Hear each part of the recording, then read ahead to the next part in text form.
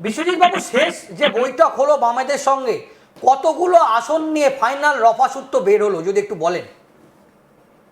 দেখুন, আমরা অনেকটা রাস্তা এগিয়ে গেছি এবং বিজেপি এবং তৃণমূলের বিরুদ্ধে লড়াই করার ক্ষেত্রে কয়েকটা আসনে আমাদের একটু মানে কে কোথায় লড়লে শক্তিশালী ফাইটটা দেয়া যাবে সেটা নিয়ে একটু আলোচনা বাকি আছে। স্বাভাবিকভাবেই আমরা গত বছর 2021-এ যা লড়েছিলাম তার থেকে স্বাভাবিকভাবেই অনেক বেশি আসনে আমরা লড়বো এবং যেহেতু সংখ্যাটা আলোচনার মধ্যে আছে সেই জন্য পরিষ্কারভাবে বলতে পারছি না। আশা করছি আমরা কিছুদিনের মধ্যেই কতটা সিটে লড়তে পারছি সেটা জানিয়ে দেবো। বেশ, অসংখ্য ধন্যবাদ বিশ্বজিৎ বাবু আপনাকে। এই মুহূর্তে আমাদের সঙ্গে ফোনে ছিলেন বিশ্বজিৎ মাইতি, আইএসএফ এর তিনি সাধারণ সম্পাদক। তিনি যেমনটা বললেন, জোট নিয়ে কিন্তু একটা আলোচনা চলছে। তার মানে বলা যেতে পারে যে বঙ্গ রাজনীতিতে এই মুহূর্তে জোটের কি সমীকরণ হবে তার চূড়ান্ত সিদ্ধান্ত কিন্তু এখনই হয়ে যায়নি। যেমনটা আমি সুজয় তোমার সাথে কথা বলছিলাম যে ভোট যেহেতু সামনে, তাই ভোটার তালিকাটা বিশেষভাবে গুরুত্বপূর্ণ, কারণ মানুষ তো ভোট দেবে, তবে কোনো রাজনৈতিক দল মসনদে বসবে সেটা ঠিক হবে। সেখানে দাঁড়িয়ে ভোটার তালিকা থেকে যাই তুমি বললে প্রায় 7 লক্ষ মানুষের নাম বাদ যেতে পারে, সেক্ষেত্রে দাঁড়িয়ে সেই মানুষগুলো এর পরে পদক্ষেপ কি হতে পারে যাতে তারা তাদের নিজেদের নামটা ভোটার তালিকায় রাখতে পারে।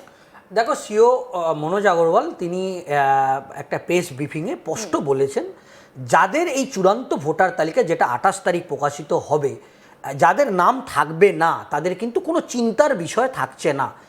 পরবর্তীকালে চূড়ান্ত ভোটার তালিকা প্রকাশিত হবার পরও সুচেতা, তারা কিন্তু যাদের নাম থাকবে না তারা কিন্তু নমিনেশন, মানে যখন যে এলাকায় নমিনেশন যতক্ষণ না পর্যন্ত হচ্ছে সেই ব্যক্তি ফের সরাসরি সিওর কাছে যেরকম আবেদন করতে পারবেন, যে যার জেলায় যে জেলা শাসক আছে, মানে ইআরও আছে বা ডিস্ট্রিক্ট ইলেকশন অফিসার আছে, বিশেষ করে ডিএমরা, তারা কিন্তু নতুন করে ভোটার তালিকায় নাম তুলতে পারবে। কিন্তু এখান থেকে একটা প্রশ্ন, আমরা জানি যে এবারে বিধানসভা নির্বাচন 5 জায়গায় রয়েছে, পশ্চিমবঙ্গ সহ আরও 4 জায়গায় রয়েছে বিধানসভা নির্বাচন।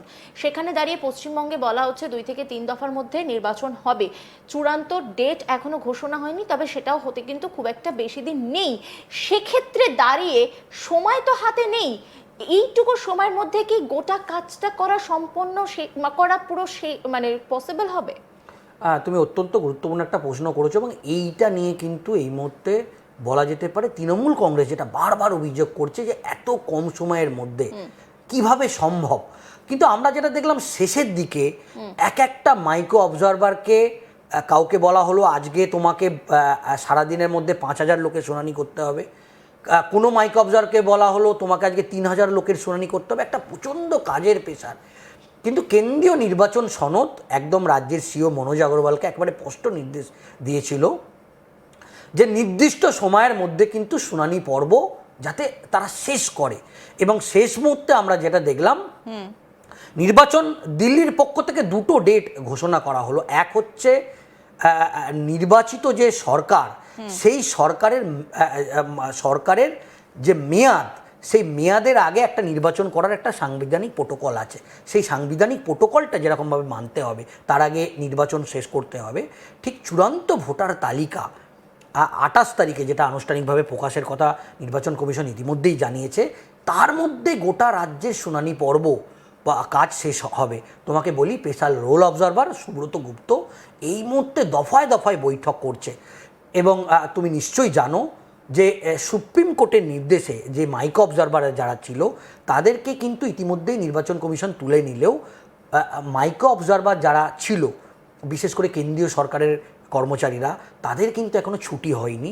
সমস্ত ডকুমেন্ট এই শুনানি পর্বে যেটা জমা দিয়েছিল একেবারে জোর গতিতে, একেবারে ঝড়ের গতিতে, খুব জরুরি ভিত্তিতে তারা কিন্তু বাড়িতে বসেই সেই সমস্ত ডকুমেন্টেশন ভেরিফিকেশনের কাজ করছে। এবং কেন্দ্রীয় নির্বাচন কমিশনের ওয়েবসাইটে যে ডকুমেন্টস তারা সাবমিট করেছে, যে ভোটাররা শুনানি পর্বে যাদেরকে ডাকা হয়েছিল, যে লম্বা লাইন আমরা দেখেছি, তাদের যে ডকুমেন্টস সেটা এই মুহূর্তে ভেরিফিকেশনের কাজ চলছে জোর গতিতে।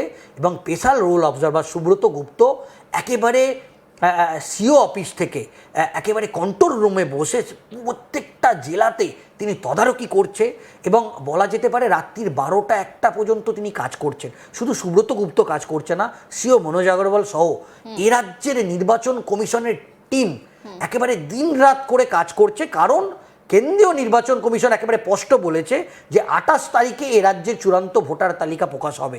এবং তুমি যেটা বললে সত্যি তো তাই, এত কম সময়ের মধ্যে দেখো শুনানি পর্বটা অনেক বিতর্কের মধ্যে, এক দিন 5,000 লোকের শুনানি মানে বুঝতে পারছো, তার ডকুমেন্ট আপলোড করা, তার ছবি আপলোড করা, এই মুহূর্তে যেটা চলছে এই ডকুমেন্ট যেটা জমা দিয়েছে সেটা ঝড়ের গতিতে সেই ডকুমেন্টটাকে ভেরিফিকেশনের কাজ করতে হবে এবং তারপর এই নাম, এই যে ডকুমেন্ট যদি ম্যাচ না করে তার নাম কিন্তু বাতিল হবে। মানে সেই কাজ বোঝাই চলছে। যাচ্ছে যে সময় অনেক কম আছে। আমি কৌশিকের কাছে আসবো। কৌশিক, দেখো এসআইআর প্রক্রিয়া তো চলছে, সেই কাজ চলছে, সেখানে একটা প্রেশার তো রয়েছে, সময় কম আছে, যেটা হচ্ছে মোদ্দা কথা। যখন আমরা দাঁড়িয়ে এখন জোট নিয়ে কথা বলছি, জোটের রাজনীতি কি হতে চলেছে 2026-এর বিধানসভা নির্বাচনের আগে পশ্চিমবঙ্গে, সেটা এখনো পর্যন্ত নিশ্চিত না। সেখানে দাঁড়িয়ে এই যেটা শোনা যাচ্ছে এখনো পর্যন্ত আইএসএফ এর সঙ্গে বামেদের একটা জোট, হুমায়ুন কবিরের সঙ্গে মিমের একটা জোট, সেখানে দাঁড়িয়ে শাসক দল কি কোথাও চাপে পড়তে পারে? একদমই শাসক দল চাপে পড়বে না।